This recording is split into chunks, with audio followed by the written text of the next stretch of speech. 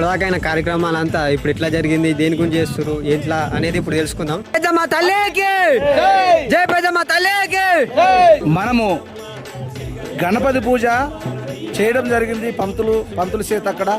కాబట్టి మనం అష్టదిగ్బంధన ఎందుకొరకు చేసుకోవాలంటే మన పెద్దమ్మ తల్లి పెందోటవన పెద్దమ్మ తల్లి పండుగ చేస్తున్నాం కాబట్టి మరి ఊరిలో సకల కోటి దేవతలు ఉంటాయి, అక్క జిల్లలు ఉంటాయి, మషమ్మ, పోషమ్మ, దుర్గమ్మ, డొక్కలమ్మ, చౌడలమ్మ, శతకోటి దేవతలు ఉంటాయి. కాబట్టి మనం ఒక ఇంటిలోన పండుగ చేస్తే ఒకరికి బొట్టు పెట్టి అమ్మా నా ఇంటికాడ పండుగ అవుతుందని ఎట్లా తెలుసుకుంటామో ఈ అష్టదిగ్బంధన కార్యక్రమం అంటే అట్లా అక్క చెల్లెళ్ళని ఆ పెద్దమ్మ తల్లి కోరి పసుపు కుంకుమేసి వాళ్ళకు ఆరతిచ్చి దేవతలు అందరూ గుడిలోనే నా పండుగకు రావాలని పెద్దమ్మ తల్లి కోరినట్టు.